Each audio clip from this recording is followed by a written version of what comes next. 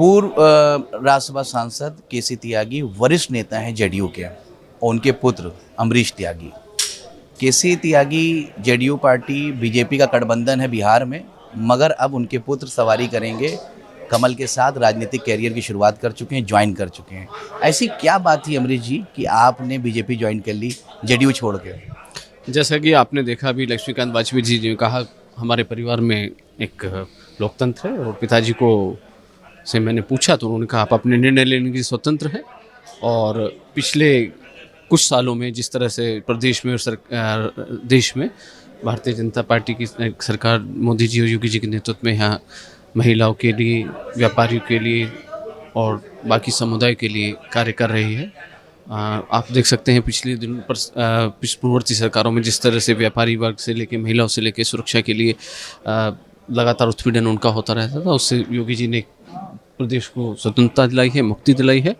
और इन्हीं सब को लेके मैं हमको लगता है राजनीति में आने का सही समय है। और इसमें देखिए, आपका गठबंधन है बिहार में, तो आपको तो जेडीयू का गठबंधन था, माफ़ करिएगा, आपके पिताजी जिस पार्टी में हैं, तो खासतौर पे जेडीयू को तो तरफ से सीट मिल सकती थी, क्या ज़रूरत थी बीजेपी ज्वाइन करने? मैंने फिर से कहा कि देखिए, पिताजी की अपनी राजनीति, उसकी एक बड़ी लंबी इनिंग है। मैंने उनसे जब राजनीति में जाने के बारे में पूछा तो उन्होंने कहा आप अपने निर्णय लेने में स्वतंत्र हैं और मैं किसी पार्टी का पूर्व में किसी का सदस्य नहीं रहा। चुनाव प्रबंधन में मैंने देश विदेश में काम किया है, तो मुझे यह उचित निर्णय लगा। पिताजी का भी इसमें आशीर्वाद है।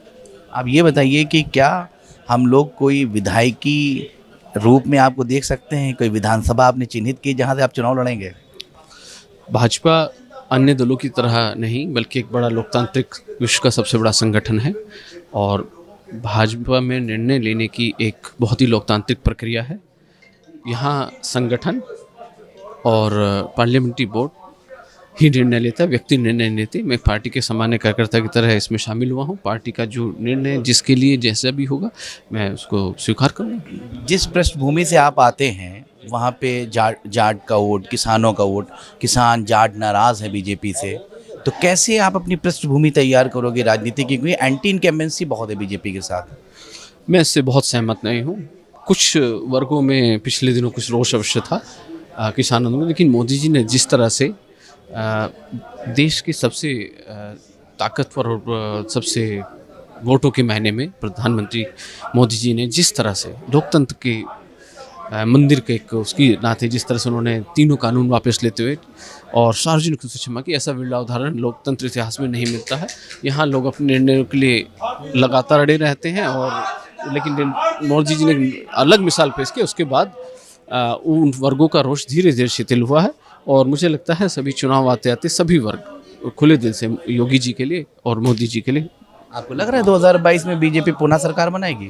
इसमें कोई संदेह नहीं है। जिस तरह से इन तीन इनको वापस लेने के बाद जिस तरह से लगातार सभी वर्गों में जो रोष था वो समाप्त हुआ है और कानून व्यवस्था की और जो एक विकास की ब्यार प्रदेश में बह रही है, मुझे लगता है जनमानस योगी जी को पुनः 300 प्लस सीटों पर पहुंचाएगा।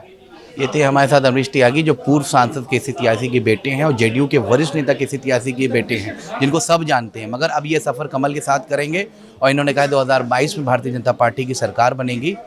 और जब हमने इनको विधायकी चुनाव को लेकर सवाल पूछा तो उन्होंने कहा पार्लियामेंट्री बॉडी तय करेगी कि हमें टिकट मिलेगा या नहीं मिलेगा। कैमरा पर्सन राजकुमार के साथ रजा अब्बास, लखनऊ, C10।